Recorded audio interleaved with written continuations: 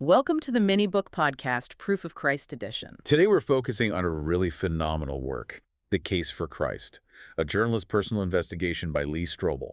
We want to thank you for listening, and please do consider subscribing for future content. And we'd also really encourage you, after hearing this, to go out and purchase this book. It's a fantastic read, and it supports the author. Now, before we really jump in, we should add a quick note on the format. That's right. The voices you're hearing, they do come from an AI system. But the content, all the substance, that comes straight from the book. And we feel this is just a great way to learn why Jesus Christ is God by examining the record, the evidence, through this kind of journalistic lens. And that whole process really starts with Lee Strobel's own story, which is just fascinating. It really is. I mean, here's a guy who went to Yale Law School. He's an award-winning legal editor for the Chicago Tribune. And he was, by his own account, a committed atheist. Oh, absolutely.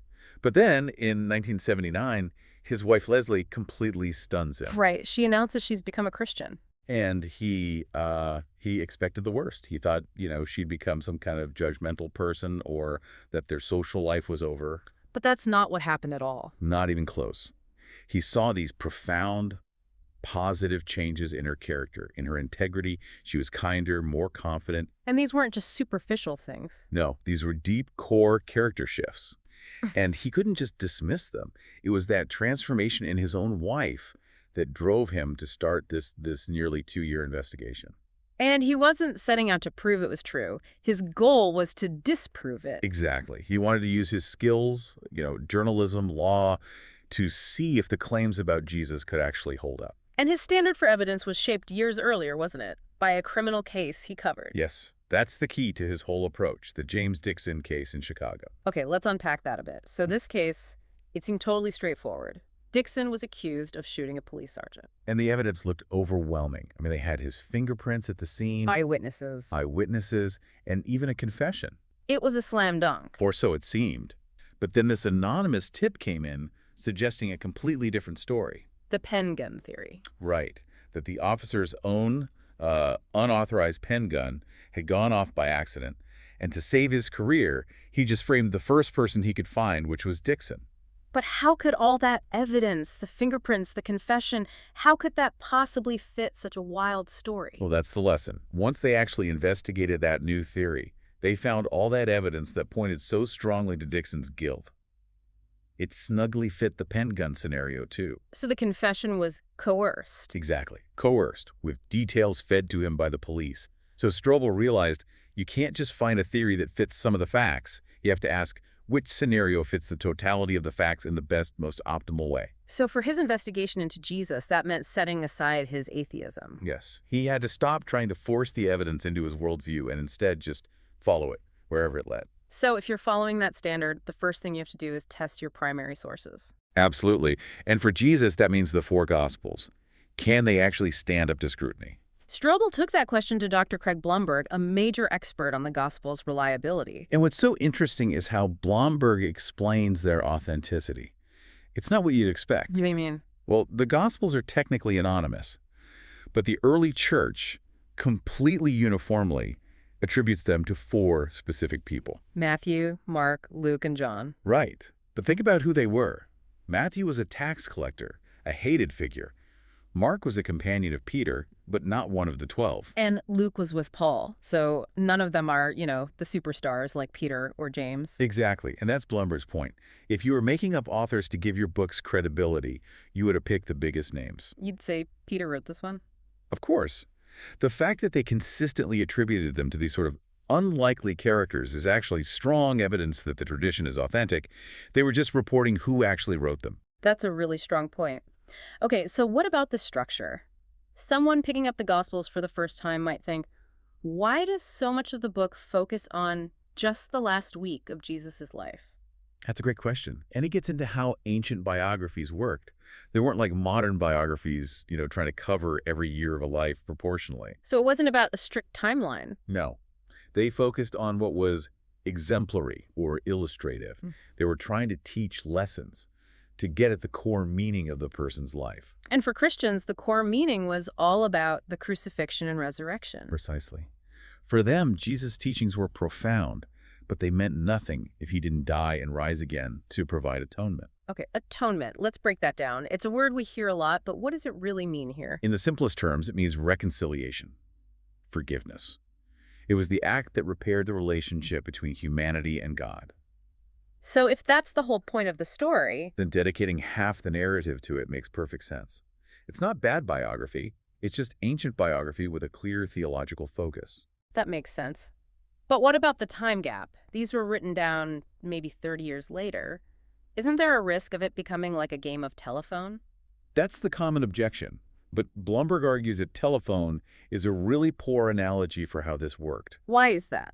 Because in that first century Middle Eastern culture, preserving sacred oral tradition was taken incredibly seriously. Yeah. And the community itself acted as a kind of check and balance So people would correct the storyteller. constantly, especially with eyewitnesses still around. Mhm. It wasn't just a casual story. This was their identity. So if someone got a key detail wrong, the community would immediately correct them. It was a self-policing system that ensured the core message stayed intact. Okay, this is where it gets really fascinating for me.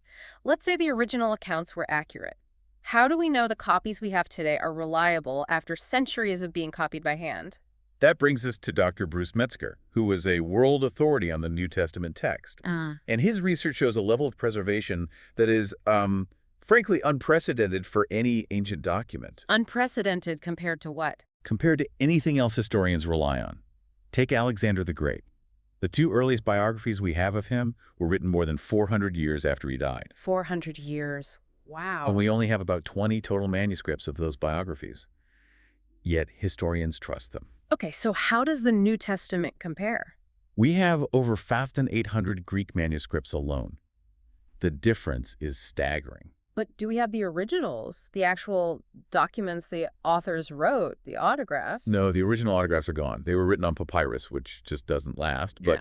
and this is the crucial part, Uh-huh. the time gap between the originals and our earliest copies is incredibly small. How small? The earliest fragment, a piece of John's Gospel called the Rylands Papyrus, or P52, is dated to about 8125, So that's within the lifetime of people who could have known the Apostle John. or at least within the living memory of the eyewitnesses. Compared to the 400-year gap for Alexander the Great, it's just a blink of an eye. That's an amazing level of preservation. It is. Metzger even said that if we lost every single Greek manuscript, we could reproduce almost the entire New Testament, just from all the quotes in the writings of the early church fathers. But what about all the variations? You hear skeptics say there were tens of thousands of differences between the manuscripts. Doesn't that mean it's all been corrupted? It's a big number, but it's very misleading. Metzger acknowledges the variations, but most of them are simple scribal errors. A misspelled word, or a difference in word order. And you're saying word order isn't as important in Greek. That's right. Greek is an inflected language. In English, dog bites man is very different from man bites dog. The meaning completely changes. But in Greek, the words themselves have endings that tell you their function. So a scribe could mix up the word order, and it would be a mistake, sure, but the fundamental meaning of the sentence wouldn't change. So when you filter out all those minor issues, what are you left with? According to Metzger's research, the New Testament text is about 99.5% pure. And most importantly, no major Christian doctrine is jeopardized by any of the variations that do exist. Can you give us an example of that? Sure, there's a famous disputed verse in 1 John that explicitly mentions the Trinity. Most scholars agree it was a later addition. So the Trinity isn't in the Bible. Not at all. The doctrine of the Trinity is still fully supported by dozens of other undisputed passages, like in 2 Corinthians or the accounts of Jesus' baptism. The core beliefs are secure, resting on passages that exist in all our earliest and best manuscripts. So if we put our journalist hat back on, like Strobel, what does all this mean? It means the biographies of Jesus. They were authored by people with direct or indirect access to eyewitnesses. And they were preserved with a remarkable, really an unmatched degree of accuracy. Right. They hold up to the same, if not higher, standards that historians use for any other ancient figure. And the core beliefs about Jesus, that he did miracles, that he was God, that he was resurrected, those ideas were circulating almost immediately. Instantly. Which is the killer blow to the idea that this was all just a legend that grew over time. Legends need generations to develop. And the evidence for that is the 1 Corinthians 15 creed, right? Yes, exactly. This is an early, almost like a statement of faith that Paul is quoting. It details Jesus' death, his burial, his resurrection, and his appearances to hundreds of people. And how early is it?